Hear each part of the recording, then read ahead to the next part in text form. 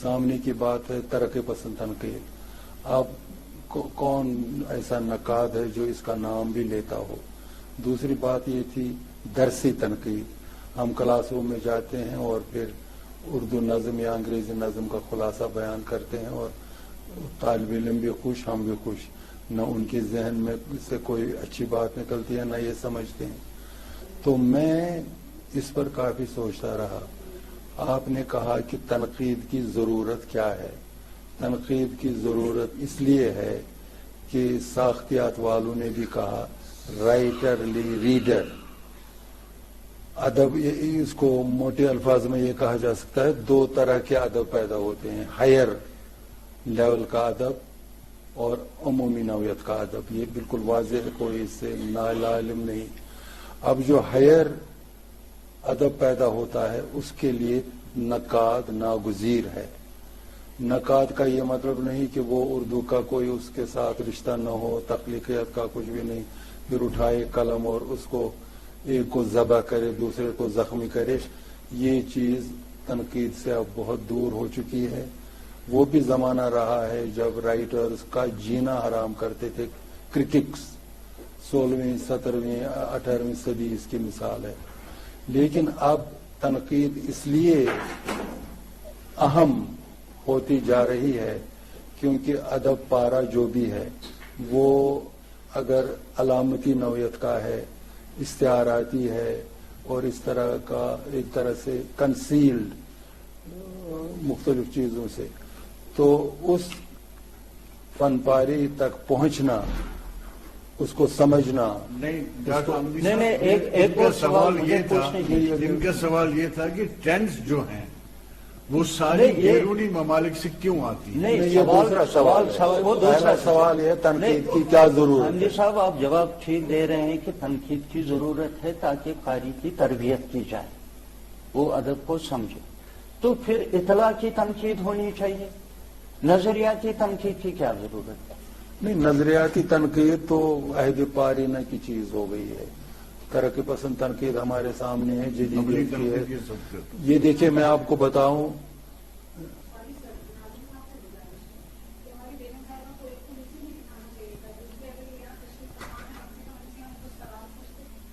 نہیں ان کو اس مصیبت میں نہ ڈالو.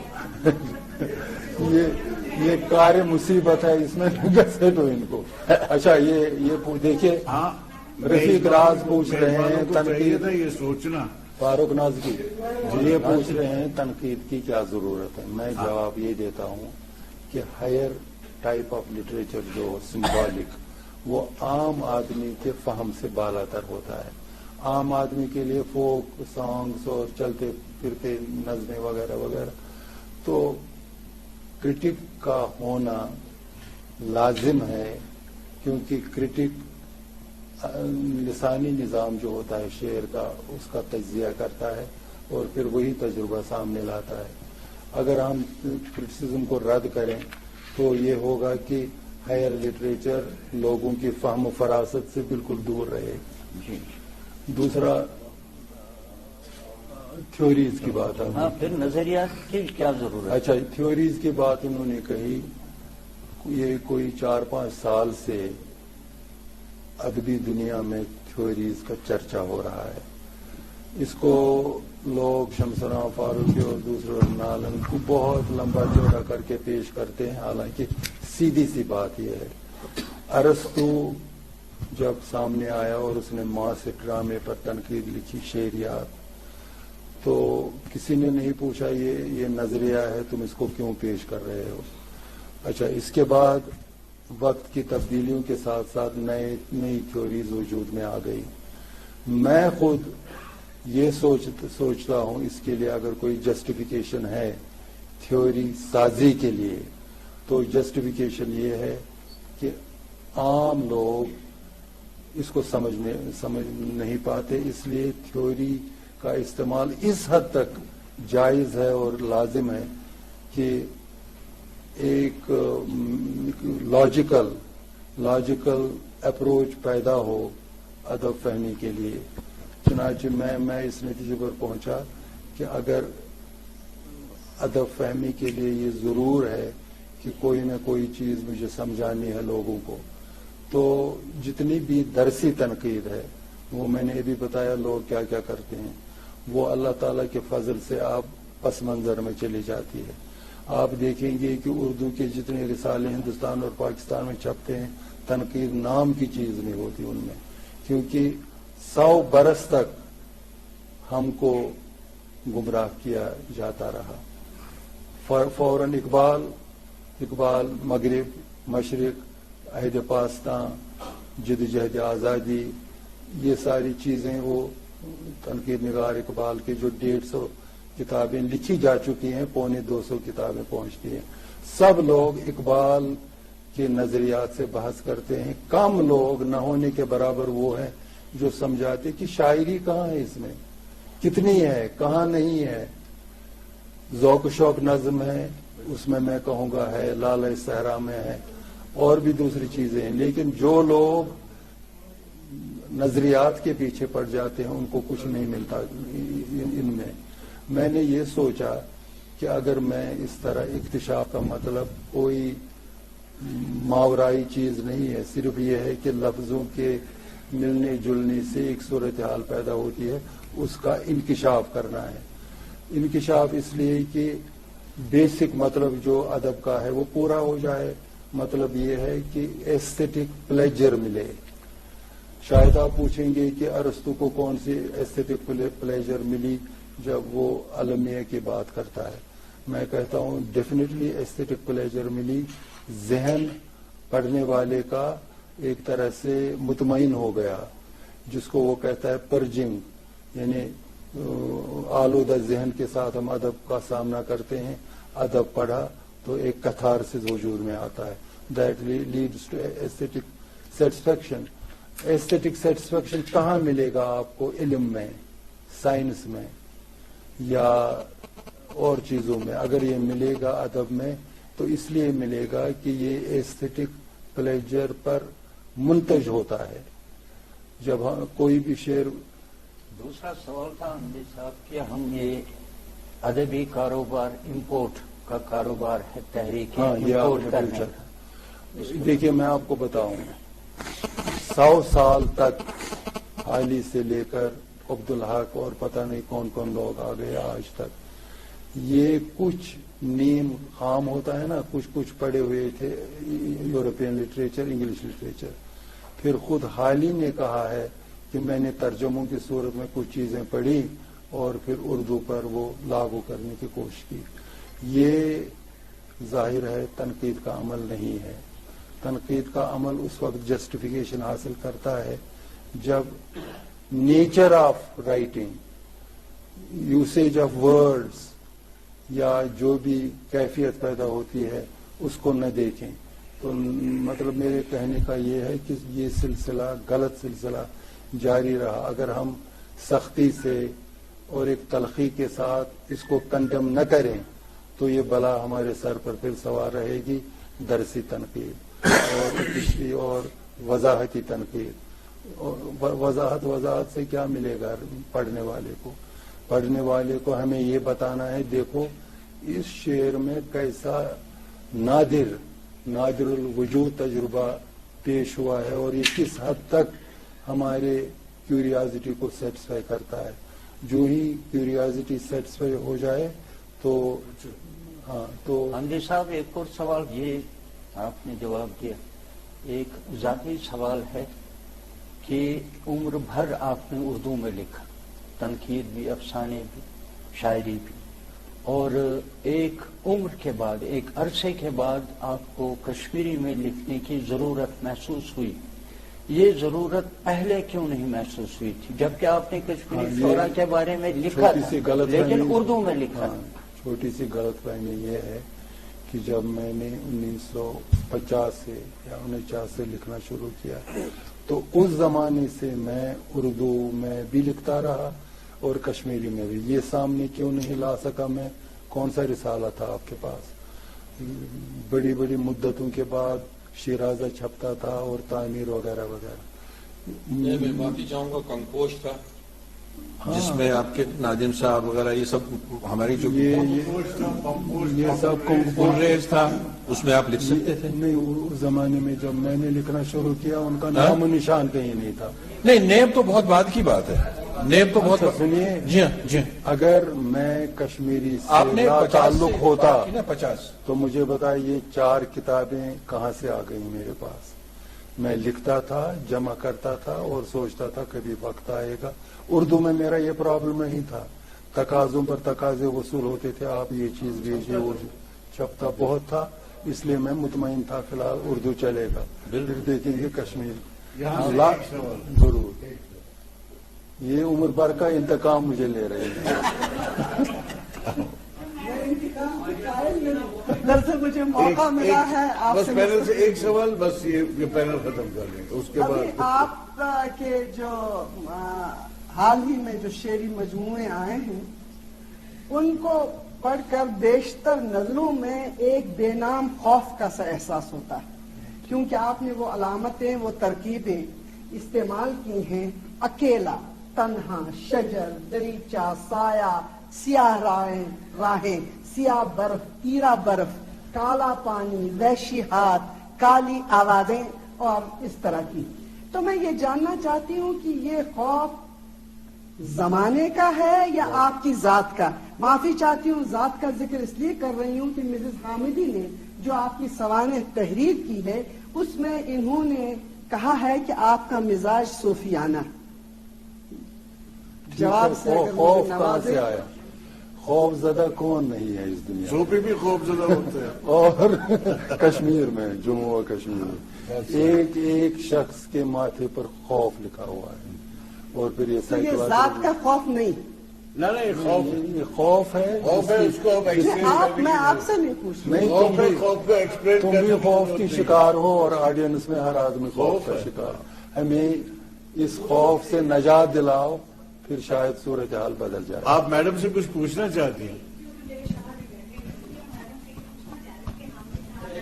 ہاں، یہ ہے نا، مائکرو فون ہے، کیوں نہیں؟ معاف فرمائیے گا، میں اس لیے یہ سوال پوچھنا چاہ رہی ہوں کہ میرے شوہر بھی تشریف فرما ہیں کہ حامدی صاحب دنیا جانتی، پروفیسر حامدی کا تعارف ایک زمانہ، ایک کائنات، کل کائنات جانتی کہ ایز اے رائٹر ایک انسان کے ناطے ہی کیا ہے. میں اپنی عزیز سے پوچھنا شوہر کے ناطے ہی کیسے ہیں؟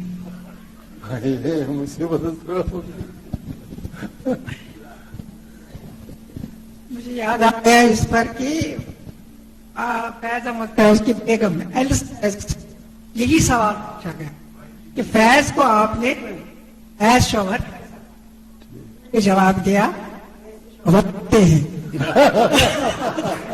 ویسے ہی میں نے بھی بہرحال میں آپ صاحب کے بارے میں یہ کہوں گی، ایز شوہر وہ بھی ہے، شوہر ہی ہے جیسے سب ہوتے ہیں. ایک وہ اتنے زیادہ بہت اس پر یہ نہیں ہے کہ یہ میرا بہت خیال رکھتے ہیں، میری بہت عزت کرتے ہیں. شوہر ہونے کے باوجود شوہر ہونے کے باوجود میری عزت کرتے ہیں، میری بات کا اس کا اعتبار رکھتے ہیں. اور انہوں نے کبھی بھی یہ نہیں کہا کہ تم میرا یہ کام کرو، تم میرا وہ کام کرو، تم میرا وہ کام کرو، یا تم نے کیوں نہیں کیا. یہ ہر کام تقریباً اپنا خود کرتے ہیں. انہوں نے کبھی بھی مجھ سے اپنے جوتے کی پالش نہیں کروائی. کبھی یہ نہیں کہا کہ میرے جوتے کا پالش کیوں نہیں ہوا، میرے کپڑے پریس کیوں نہیں ہوئے تھے. یاد کو نہیں، یہ کبھی نہیں. یہ اپنے کپڑے خود پریس کرتے ہیں، یہ اپنے جوتے خود پالش کرتے ہیں. یہاں تک کہ اپنے گھریلو ملازم سے بھی اپنے جوتے پالش نہیں کرواتے ہیں، کبھی بھی نہیں. لوگ ہاتھ ہی لگاتے ہیں. میں کبھی ان سے کہتا ہوں کہ یہ تمہارا کام نہیں ہے، تم یہ مت کرو، یہ کریں گے، یہ ہمارے ملازم ہے یہاں پر، یا میں کہتے نہیں، یہ ان کا کام نہیں ہے، یہ میرا کام ہے، یہ میں خود کر لوں گا. اچھا یہ بتائیے ڈانٹتے کب ہیں؟ اور کسی بات پہ نہیں ڈانٹتے؟ ڈانٹتے ہیں کس بات؟ کبھی اگر میں غلط بات کروں या कोई गलती करो तो जरूर डांटते हैं। अरे डांटने का बहुत इधर तो कुछ पैदा नहीं हो रहा। मिसालें जानने के नहीं, आपने तो जो नक्शा किया है उसमें तो लज्जत वाली जिंदगी है ही नहीं है। जाहिर है अल्लाह डांट का डपट के बगैर तो जिंदगी हो ही नहीं सकती ना। अगर मैंने कभी ये नहीं कि हमारे आपस में झगड़े नहीं होते हैं, हम आपस में लड़ते भी हैं, झगड़ा भी होता है, लेकिन रोज के झगड़े नहीं होते। सालन में नमक ज्यादा हो तो उस पर इनको ये कहेंगे इसमें ज्यादा है, कहेंगे इसमें ज्यादा है या इसमें कम है, तो लेकिन उस पर ये डांटते नहीं है। नहीं ना, ये नहीं। बड़े अच्छे। अब जनाब, हाँ बिल्कुल, मिस्किन साहब एक जरूर मिस्किन।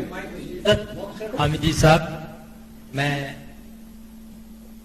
कारी हूँ और कश्मीरी से भी रुख रखता हूँ। वैसे देख हूँ, दो खदशात की वजाहत में चाहता हूँ। आजकल ये खदशात जाहिर किया जाता है कि कश्मीर में उर्दू का वजूद अब खतरे में है। इसका जवाब तो पहले आपने दे चुके हैं।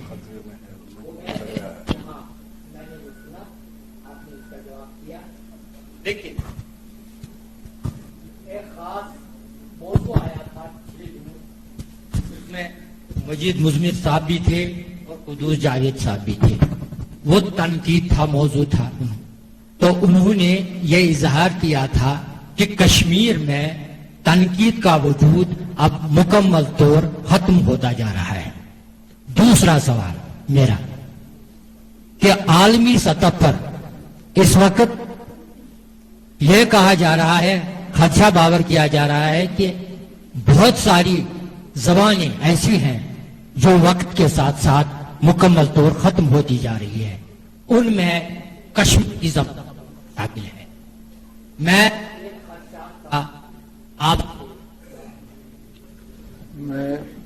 दोनों खदशात का शायद मुझे अर्ज करने दी जाए, क्योंकि इन्होंने कुछ पूछा, मेरा हवाला दिया। न मैं ये कहूंगा और न मैंने ये कहा है कि यहाँ तनकीद का या कुछ ऐसा पता नहीं किस हवाले से। दूसरी कही कि दूसरी बात क्या थी कि बहुत गलत है वैसे उसका कश्मीर के ताल्लुक से कि कश्मीरी जबान, हाँ एक डिस्कशन था रेडियो कश्मीर में, जो कुद्दूस जावेद और मैंने भी था उसमें साथ। तो हमने कहा कि अंग्रेजी के होते हुए मुख्तलिफ जबानों को चलें दरपेश है, लिहाजा इसके बाद आप फरमाएं। आप जो पूछ रहे हैं मिस्किन साहब, ये इसका 2 मिनट में बोला। ऐसा है कि दोनों खदशे बेबुनियाद हैं। कश्मीर में आप अंदाजा कीजिए 600 साल पहले लल्ला आरिफा और शेख नूरुद्दीन नूरानी लिख चुके हैं कश्मीरी में, जो जिसकी हैरत हमें अभी तक कम नहीं हुई है, कहाँ से इन्होंने ये जबान सीखी और किस तरह पेश किया। फिर सूफी शौरा का पूरा पीरियड, कम से कम दो सदियों पर मुहित, एक से एक बढ़कर शायर, न उनको हौसला अफजाई थी उनकी, कुछ भी नहीं था। मैं ये कह रहा हूँ कश्मीर का जहन जो है ये बहुत ही पॉसिबिलिटीज से आरास्ता है, लेकिन हालात कुछ ऐसे होते हैं उनके बावजूद। आप देखिए कश्मीर की हिस्ट्री पर नजर डालिए, एक हुकाम का तबका, फिर दूसरा, फिर तीसरा, फिर चौथा। पहले हिंदू मत था या और उनके थे, फिर मुसलमानों का दौर आया, फिर पठानों का दौर आया, फिर सिखों का दौर आया। हर दौर में कश्मीरी को कुचलने की कोशिश की गई, लेकिन ये तमाम दबाव के बावजूद जिंदा रहा। क्या ये हैरतनाक बात नहीं है कि पुराने जमाने में गनी कश्मीरी और दर्जनों बीसियों साहिबी दीवान शोरा गुजरे हैं जिन्होंने फारसी में लिखा। घर में कश्मीरी बोलते थे, लेकिन इल्मी और तख्लीकी जबान फारसी है। अच्छा, इसके बाद उर्दू में देखिए, उर्दू में ये है कि एक से एक बढ़कर पैदा हुआ है लिखने वाला। सबसे पहले आजाद, जिसने उर्दू नसर में पूरी तारीख कश्मीरी पोइट्री की पेश की, और फिर एक से एक बढ़कर यहाँ तक कि रहमान राही साहब तक बात जाती है। स्टलवार्ट्स पैदा हुए हैं। वो कश्मीरी में कश्मीरी के लिए यूनिवर्सिटी लेवल पर इंतजाम है, स्कूलों में। तो मैं ये नहीं समझता कि कश्मीरी जबान को कोई खदशा लाहक है। उर्दू को तो बिल्कुल नहीं है, इसलिए कि उर्दू सिर्फ कश्मीर तक महदूद नहीं है, जम्मू का इलाका इसमें है, फिर पूरी उर्दू दुनिया। और दिलचस्प बात यह है कि जो लोग कश्मीरियों को मानते नहीं थे, देखिए सच्ची बात कहनी चाहिए, वो कहते थे, बहुत ही डिस्ग्रेसफुल अंदाज में हमारा जिक्र होता था। अगर साहिब सदर मुझे इजाजत दें, मैं एक छोटा सा वाकया बताऊंगा। दिल्ली में मेरे लिए एक रिसेप्शन किया 20वीं सदी वालों ने। अब मैंने देखा तमाम दाएं बाएं जो लिखते पढ़ते लोग हैं वो वहां जमा हैं। फिर मुझे वहां पहुंचकर पता चला कि ये मेरे बारे में कुछ कहेंगे, फिर मुझे भी बोलना है कुछ। मैं नया नया निकला था अभी यूनिवर्सिटी से, कॉलेज से। आपको शायद इल्म नहीं, जो लोग क्लासरूम में गरजते हैं शेरों की तरह, वो जब अवाम के सामने आते हैं तो लफ्ज निकलते नहीं। अब मेरे लिए आजमाइश का ये लम्हा था, मुझे कुछ न कुछ शुक्रिया अदा करना था। खैर 2-4 जुमले मैंने घड़ लिए और शुक्रिया अदा किया। फिर जब हम उठे, एक नस्तलीक किस्म का आदमी मेरे पास आया। उसने कहा, मैं समझ गया था कि आप कश्मीरी हैं। मैंने कहा अच्छा हुआ, क्या उसमें क्या बुराई है? नहीं, आपका तलफ़ुज़ और ये। मैंने कहा मेरा तलफ़ुज़ कश्मीरियत का है, अपने कश्मीर होने का। फिर मैंने सोचा ये आदमी बेकार आदमी है। उस लम्हे अली मोहम्मद लोन ने मुझे कहा था शुरू में, तुम हबीब हामिदी नाम रखो। मैंने हबीब छोड़ दिया और हामिदी काश्मीरी लिखा, और ये जानकर लिखा कि ये नहीं कि मैं कोई मकाम किसी मकाम पर पहुंच जाऊंगा। ये जेस्ट था, ये जुनून था, और मुझे ये बहुत हद तक आमेज लगा कि ये कहेगा तुम्हारा तलफ़ुज़ कश्मीरी है। कश्मीरी न होगा तो क्या होगा? या हैदराबाद में देखिए, मुख्तलिफ इलाकों में